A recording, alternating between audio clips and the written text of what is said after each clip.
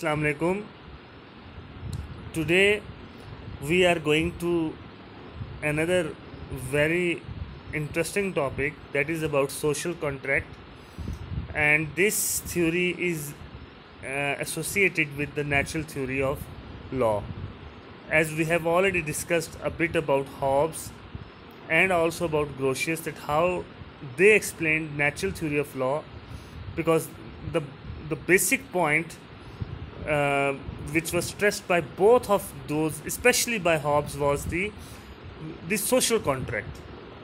कि कैसे एक मौशरती एक माशरे में जब एक इंसान रहता है तो अपनी प्रोटेक्शन के लिए, अपनी प्रॉपर्टी की प्रोटेक्शन के लिए वो कैसे दूसरे अपने जो सिटीजन्स हैं वहाँ पे, जो लोग रहते हैं वहाँ पे, उनके साथ वो किस तरह से एक एग्रीमेंट के तहत, एक कॉन्ट्रैक्ट के तहत रहता है. So again it is a form of natural law. So let us start. So this is the theory that originated during the age of enlightenment. जैसा कि हमने पहले पढ़ा था कि थॉमस एक्विनास के बाद जब चर्च की डोमिनेशन पूरी तरह से होगी तो कैसे सेकुलर एक व्यू आया ऊपर. उस एनलाइटमेंट के दौर में उन्होंने ये साबित करने की कोशिश की कि गॉड या रिलीजन जो है, even without religion there can be natural law. It concerns the legitimacy of the authority of the state over the individual. So, individuals have consented to surrender some of their freedoms and submit to the authority of sovereign in exchange for protection of their remaining rights or maintenance of the social order.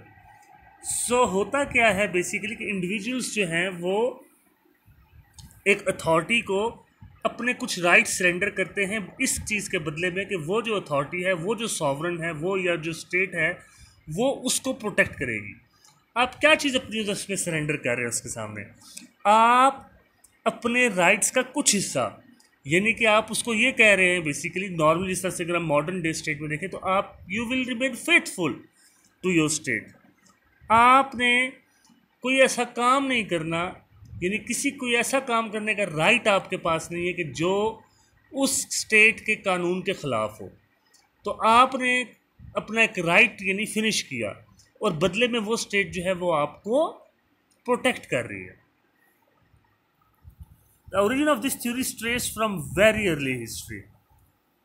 The term social contract comes from the social contract, that is the English translation of a French book which was written by Jean-Jacques Rousseau in 1762. So इस social contract में basically socially जो है माशरती तौर पे कुछ लोग जो हैं वो आपस में मिलजुल के वो एक पीसफुल, एक सिक्योर्ड लाइफ गुजारना चाहते हैं. So basically there are these two type of agreements, pacts which are done under the head of social contract. One is pactum unius, second is pactum subjectionis. अब जो पहला है इनमें वो, और फिर उसके बाद जो नेक्स्ट है, इन दोनों को सबसे पहले बेसिकली देखा जाए तो वो हॉब्स ने इनको डिफाइन किया था. In the beginning, man lived in a state without effective government and in the absence of law. It was the time of hardship, so to cover it, two pacts were made. One was agreement between individuals, second was the agreement between state and the individual. यानी कि आप ये देखें कि जब इंसान उस वक़्त, उस दौर की बात कर रहे हैं जब इफेक्टिव कोई गवर्नमेंट नहीं होती थी, लॉ एंड ऑर्डर की सिचुएशन ख़राब थी उस वक़्त की, यानी आप समझ लीजिए बाकायदा एक मुनज़्ज़म पुलिस का इदारा नहीं था, मुनज़्ज़म हुकूमत नहीं थी, मुनज़्ज़म इदारे नहीं थे. तो फिर उस वक़्त जो वो एक स्टेट थी, या वो जो उस स्टेट में, यानी वो जो इंसान का जो स्टेटस था, वो हर वक्त एक खौफ में और एक डर में मुब्तला रहता था. तो इस डर से, इस खौफ से बचने के लिए उन्होंने दो एग्रीमेंट्स किए. एक तो इंडिविजुअल्स ने अपने दरमियान किया, दूसरा इंडिविजुअल्स ने उस स्टेट के साथ, अगर वो कबीला था तो उस कबीले के साथ, उसके सॉवरेन के साथ, अगर वो बादशाह था तो बादशाह के साथ, अगर कोई शहनशाह था उसके साथ सरदार था या जो भी था, उसको उसके साथ उसने एक एग्रीमेंट किया। वो क्या एग्रीमेंट था? In the first agreement people undertook to respect each other and live in peace and harmony. कि उन्होंने ये कहा जी कि हम एक दूसरे को रिस्पेक्ट देंगे और पीस एंड हार्मनी में रहेंगे। सेकंड ये था कि people place to obey an authority and surrender the whole or part of their freedom and rights to it. अब उन्होंने कुछ राइट्स जो थे, या तो सारे के सारे राइट्स, कई दफ़ा ऐसे होता था कई जिस तरह के ऑटोक्रेटिक जो सोसाइटीज़ थी जहाँ पे मुकम्मल टोटलिटेरियनिज्म था, जहाँ पे स्टेट के पास सर किस्म के इख्तियारात थे, तो फिर तो वो आप समझ लें कि आपकी जान तक जो थी वो उसके रहमो करम पे होती थी। तो आप ये कह सकते हैं कि कुछ स्टेट्स में उस पुराने दौर में, स्पेशली नॉन डेमोक्रेटिक सोसाइटीज़ में, जो लोग थे उनके पास और कोई चॉइस होती नहीं थी, तो वो अपना सब कुछ जो था वो सॉवरन के आगे उसको रखते थे। लेकिन कुछ सोसाइटीज़ में ऐसे था कि वो कहते कि नहीं, हमारे कुछ बेसिक राइट्स हैं, हम उनको अपने पास रिटेन रखेंगे। हाँ, बदले में आप हमें, यानी कि स्टेट को कह रहे हैं कि आप हमें प्रोटेक्शन दें और हम आपके लिए काम करेंगे, हम आपको सर्विसेज प्रोवाइड करेंगे या जो भी, और हम आपकी के अहकामात को ओबे करेंगे, लेकिन हमसे पूरे राइट्स ना लिए जाए।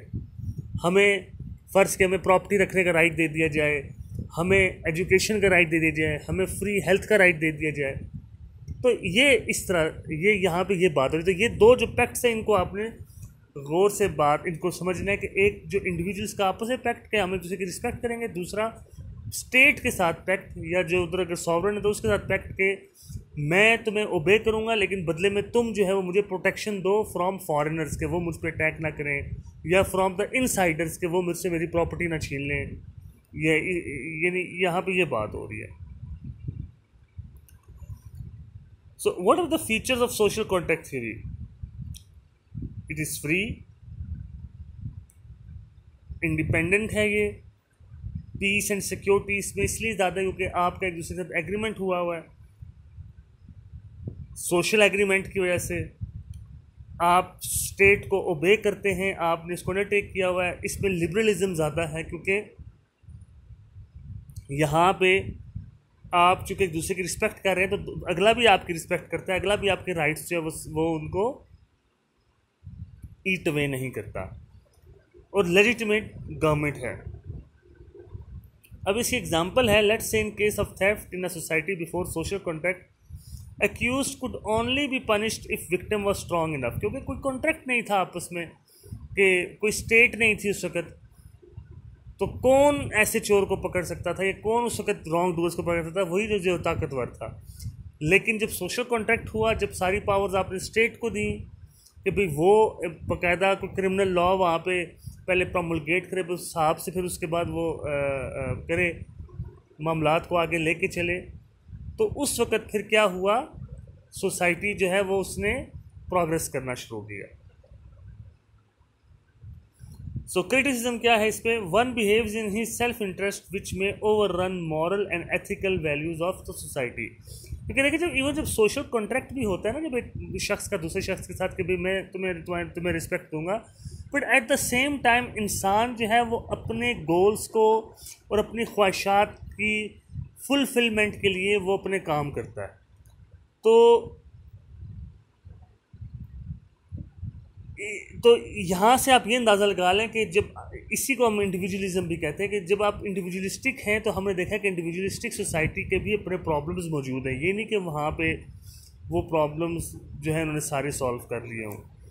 There is no moral justification by claiming one ought to abide by social contract. यानी कोई जस्टिफिकेशन नहीं है सोशल कॉन्ट्रैक्ट को अबाइड बाय करना, बंदे की अपने ये उसकी अपनी विल है।